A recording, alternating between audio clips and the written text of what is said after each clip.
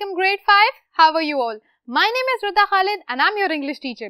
Students, जैसा कि आप सब जानते हैं कि हम मिलकर रोज इंग्लिश के लेक्चर्स में मिलते हैं। आज हम बात करने वाले हैं क्रिएटिव राइटिंग के एक टॉपिक के बारे में।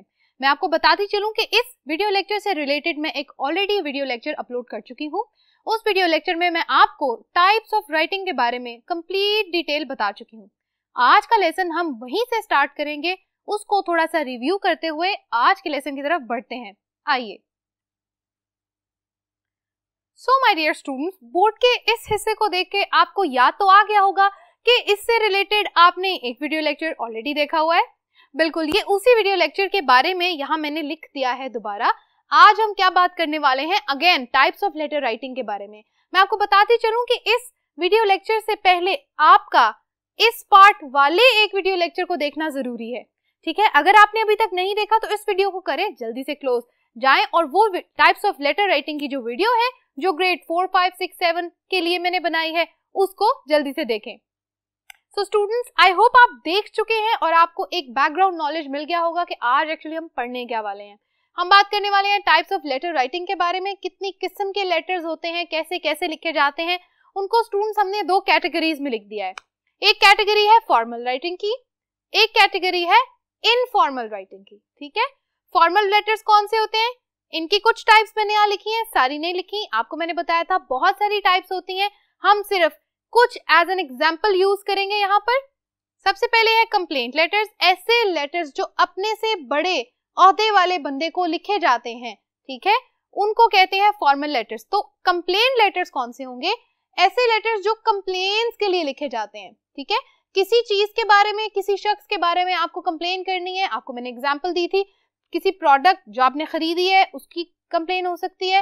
एरिया के, आपके जिस एरिया में आप रहते हैं उस तरह के कोई इश्यूज के लिए आप जो लेटर्स लिखते हैं उनको कहते हैं कंप्लेंट लेटर, ऑलराइट। उसके बाद एप्लीकेशंस की हमने बात की थी। एप्लीकेशंस क्यों लिखी जाती हैं, एप्लीकेशंस इस तरह की फॉर्मल राइटिंग है जो लिखते हैं हम किस लिए, अप्लाई करने के लिए, किसी लीव के लिए, फॉर एग्जाम्पल किसी चीज की परमिशन लेने के लिए जो एप्लीकेशन लिखी जाती है, यानी जो लेटर लिखा जाता है उसका नाम है एप्लीकेशन, ऑलराइट। ऑर्डर लेटर्स की हमने बात की थी। ऑर्डर लेटर्स क्या होते हैं, किसी चीज के लिए ऑर्डर करने के लिए। फॉर एग्जाम्पल लैपटॉप की एग्जाम्पल दी थी, तो लैपटॉप जब मंगवाना है, लाहौर से नहीं मिल रहा, कराची से नहीं मिल रहा, कहीं और से मंगवाना है, तो आपने उसके लिए क्या लिखा, कंपनी को एक लेटर लिखा कि जी हमें ये लेटर ले लो और हमें जो एक लैपटॉप है वो भिजवा दो, तो वो हो गया ऑर्डर लेटर। उसके अलावा ऑफर लेटर की बात हुई थी। मैंने आपको एग्जांपल दी थी कि टीचर्स जब जॉब्स के लिए अप्लाई करते हैं या कोई भी कहीं पर जॉब के लिए अप्लाई करता है तो उसके रिटर्न में जब आपकी हायरिंग हो जाती है, जब आपको जॉब मिल जाती है, उस टाइम पे आपको एक ऑफर लेटर मिलता है कि हम आपको ये ऑफर करेंगे, इतनी सैलरी होगी, इतनी लीव्स होंगी, सारी इन्फॉर्मेशन। तो उस लेटर को कहते हैं offer letter. These are written using a specific layout और फॉर्मेट ऑफ द ऑर्गेनाइजेशन और पीपल, ठीक है। जिसको आप लिख रहे हैं उस पर्सन के लिए जो एक स्पेशल फॉर्मेट है उसको फॉलो किया जाता है। इसको लिखने का तरीका आप बदल नहीं सकते, ठीक है। रिस्पेक्टेड सर और मैडम यूज किया जाता है और at the end your sincerely और ट्रूली के वर्ड्स यूज किए जाते हैं at the ending of the letter. और पोलाइट टोन में लिखा जाता है, यानी लेटर्स लिखते हुए, इस तरह के लेटर्स लिखते हुए बहुत पोलाइटली और बहुत रिस्पेक्टफुली बात की जाती है, alright. On the other hand बच्चों, इनफॉर्मल लेटर्स कौन से होते हैं, इनफॉर्मल लेटर्स में क्या होते हैं, लेटर्स टू फ्रेंड्स और रिलेटिव्स। अगेन कोई ऐसा लेटर जो हम अपने फ्रेंड्स को लिख रहे हैं, अपने रिलेटिव्स को लिख रहे हैं, अपने अंकल को लिख रहे हैं, आंट को लिख रहे हैं, पेरेंट्स को लिख रहे हैं, तो वो लेटर्स कौन से होते हैं, informal letters, exactly. They are always written to friends और relatives. These do not follow any layout और फॉर्मेट, उनका कोई फॉर्मेट या लेआउट नहीं होता, ठीक है। आप इनको कैसे भी लिख सकते हैं, कोई प्रॉपर एड्रेस लिखने की जरूरत नहीं है, कोई ऐसी बात, अनटिल अनलेस आपने उसको पोस्ट करना है, ठीक है। Mostly they are written in friendly manner using slangs और निकनेम। अब मैंने आपको बताया था स्लैंग्स क्या होते हैं। स्लैंग्स ऐसे वर्ड्स होते हैं जो आप ऑफिशियल पर्पस के लिए यूज नहीं कर सकते। फॉर एग्जाम्पल, आप किसी सर या मैडम को बडी, बेस्टी नहीं कह सकते, लेकिन आप अपने दोस्त को बडी या बेस्टी कह सकते हैं। तो ये जो वर्ड्स होते हैं ये स्लैंग्स होते हैं, ठीक है। और नॉर्मली ऐसे फ्रेजेस होते हैं जो स्लैंग्स के तौर पर यूज किए जाते हैं, ठीक है। उसके अलावा लेटर के स्टार्ट में डियर और डियरेस्ट का वर्ड यूज किया जाता है, साथ नेम लिखा जाता है अपने फ्रेंड का, और एट द एंड आप सिग्नेचर करते हैं अपने नेम के या अपना नाम लिख देते हैं। तो ये था ब्रीफ इंट्रोडक्शन और एक छोटी सी रिवीजन फॉर्मल और इनफॉर्मल लेटर्स की। आइए आज के काम को स्टार्ट करते हैं, क्योंकि आज हम लिखने जा रहे हैं एक informal letter. So my dear grade 5, आज हम एक फ्रेंडली लेटर लिखने जा रहे हैं। फ्रेंडली लेटर को बहुत फ्रेंडली वे में लिखते हैं, ठीक है। आइए इसको स्टार्ट करते हैं। अब मैं आपको बताती चलूं, जैसा कि मैंने आपको बताया था कि एप्लीकेशन के कुछ रूल्स होते हैं, इसी तरह इनफॉर्मल लेटर्स के भी कुछ रूल्स होते हैं, ठीक है। रूल्स बेसिकली क्या है, ये एक हल्का फुल्का सा फॉर्मेट होता है जिसको यूज करते हुए लेटर्स लिखे जाते हैं। इनको फॉलो करना इतना ज्यादा हर लेटर में जरूरी नहीं होता, ठीक है। आप ये ना भी लिखें तो भी चलेगा, लेकिन हम चूंकि राइटिंग सीख रहे हैं अपने क्लास के लिए, इस ग्रेड 5 के लिए, क्योंकि हमने एग्जाम्स देने हैं, हम इस राइटिंग की प्रैक्टिस को सीखना चाहते हैं, इसलिए हम ये जो गिवन फॉर्मेट है इसको यूज करेंगे। ऑलराइट, चलें जी देखते हैं। सबसे पहली बात है हेडिंग। हेडिंग में आपकी दो चीजें आती हैं। हेडिंग होती है टॉप राइट कॉर्नर पे, इस साइड पे। तो हेडिंग में आती है आपकी डेट और डे। अगर आप लिखना चाहें डे तो लिख लें, नहीं तो खाली डेट लिख दें एंड दैट्स ऑल, ठीक हो गया। उसके बाद ग्रीटिंग्स। ग्रीटिंग्स में मैंने आपको बताया था आपने लिखना है डियर और your friends name, that's all.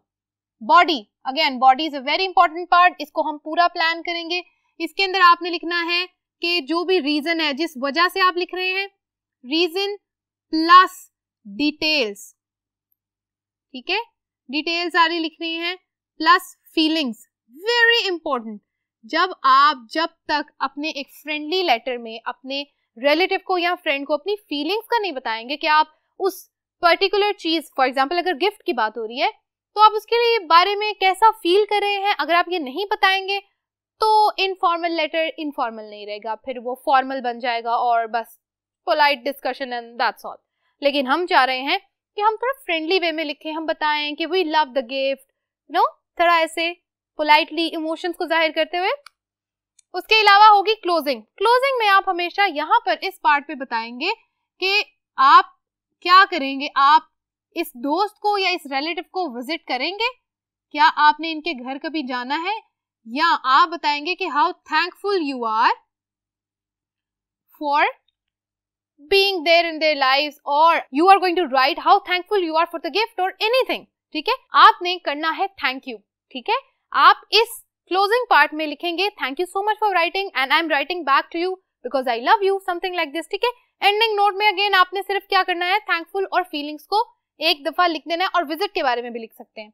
Last है सिग्नेचर। जैसे मैं आपको बताया था, directly your name and close.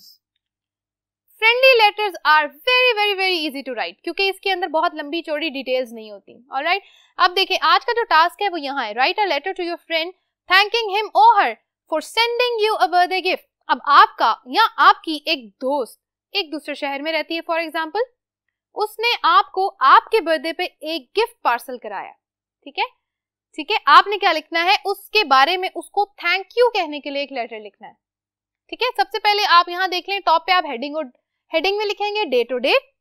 उसके बाद ग्रीटिंग में लिखेंगे डियर सारा और डियर अली, जिसके लिए भी आप लिख रहे हैं। बॉडी को हम यहाँ प्लान करेंगे, वो मैं आपको बताती हूँ। क्लोजिंग में आपने लिखना है I going to visit your friend और नॉट, और how thankful you are for the gift. Number 5 signature, name. Signature में आपने नाम बताना है, ठीक है। अच्छा, सबसे पहले क्या करना है, प्लान योर लेटर हियर। ये जो पार्ट है आपकी कॉपीज के ऊपर, ये पार्ट लाजमी होना चाहिए जहां पर आपने प्लानिंग की है लिखने से पहले।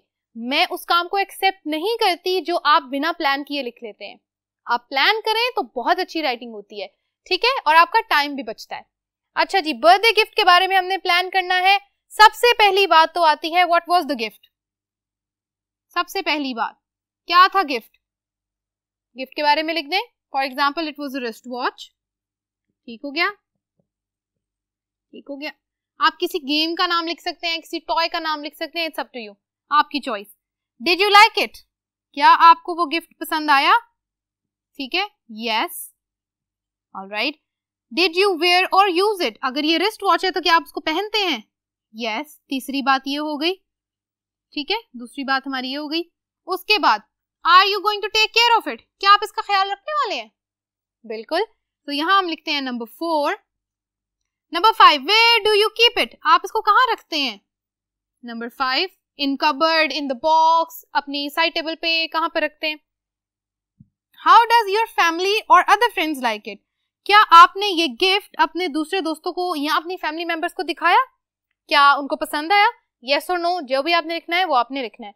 अब यहाँ पर आपने ये पार्ट जब करना है फिर आपने सोचना है कि ऐसा इन बातों के क्या क्या जवाब है. जब आप जवाब सोच चुके उसके बाद हम लिखने वाले हैं एक लेटर. तो आइए लिखते हैं. सो माय डियर स्टूडेंट्स, अब हम क्या करने वाले हैं, लिखने वाले हैं वो लेटर जिसके बारे में मैं आपको बता रही थी. सबसे पहले टॉप पे हम हेडिंग लिखेंगे. हेडिंग में देखिए मैंने वहां लिखा है डेट. हम डे नहीं लिख रहे, इस लेटर में डे नहीं लिख रहे. आप चाहें तो लिख सकते हैं but it's not important. Date में हम लिख देते हैं फॉर एग्जाम्पल 28 सितंबर 2020. डेट का फॉर्मेट ये लिख रहे हैं, आपकी मर्जी है, जैसी मर्जी डेट लिख लें. ये पार्ट क्या कहलाता है? ये पार्ट कहलाता है हेडिंग. ठीक है, इसको साथ साथ लिखते जाते हैं ताकि हमें लेबलिंग से पता चलता जाए. फिर उसके बाद आपने लिखनी है ग्रीटिंग्स डियर सारा और अली. ये पार्ट आपकी क्या हो गई? ग्रीटिंग्स. और उसके बाद यहां से आपका यहां तक स्टार्ट होती है बॉडी. अब मैं इसको रीड कर देती हूं. आप एक बात याद रखें, जो यहां मैंने 2 लाइन सेपरेट लिखी हैं, आपने क्या करना है, इन 2 लाइंस के अंदर आपने सिर्फ बताना है, सिर्फ क्या करना है, सलाम दुआ हाल चाल पूछना है. ठीक है, hi, how are you feeling, how is your school going, how are you spending your summer vacation, या कोई भी इस तरह की बात. ठीक है, जैसे कहते हैं हाल चाल पूछना, ये आपने फर्स्ट 2 लाइंस में करना है. ऑलराइट, अब आप देखें डियर सारा लिखने के बाद और इससे पहले एक लाइन छोड़नी है. जहां पे आप ये लाइन देखें इसका मतलब है आपने यहां पर क्या करना है, एक लाइन छोड़ देनी है डियर सारा. उसके बाद आपने छोड़नी है एक लाइन. उसके बाद आप ये वाला पार्ट भी छोड़ देंगे. बिल्कुल नाम के नीचे लिखना स्टार्ट करेंगे. How are you doing, I hope you and your family are enjoying good health, I am also doing great. ठीक है, फुल स्टॉप. फिर उसके नीचे एक और पैराग्राफ बनाए. ये स्पेस आपने छोड़ देनी है और ये स्पेस भी आपने क्या करनी है, छोड़ देनी है. I am writing this letter to thank you for sending me an amazing and beautiful wrist watch. एक बात याद रखिएगा, जब भी हम गिफ्ट को एक्सप्लेन कर रहे हैं तो बच्चों वहां पर एडजेक्टिव्स लगाना बहुत जरूरी है, क्योंकि आप अपने दोस्त को बताना चाहते हैं ना कि कितना अच्छा गिफ्ट था. ठीक है, उसके लिए एडजेक्टिव्स यूज करें. इट्स अ ब्रांडेड वॉच, आप इसके बारे में लिख सकते हैं इट्स अ ब्यूटीफुल वॉच, और it's pink colour, colour mention कर दें, या आप जो भी बताना चाहते हैं वो लिख दें. It looks exactly the one I wanted for so long. ये बिल्कुल वैसी ही दिखती है जैसी मैं लेना चाहता था या लेना चाहती थी. I showed it to my family and they absolutely loved it too. मैंने अपनी फैमिली को ये दिखाई और उनको भी ये बहुत पसंद आई. I wear it to school every day and I keep it safely inside the box when I take it off. मैं इसको स्कूल रोज पहन के जाता हूँ या जाती हूँ, और आई कीप इट सेफली, मैं इसको बहुत हिफाजत से रखती हूँ. कहाँ? Inside the box whenever I take it off. जब मैं इसको उतारती हूँ या उतारता हूँ, मैं इसको बॉक्स में सेफली रख देता हूँ. ये होगी बॉडी आपकी यहाँ तक कंप्लीट.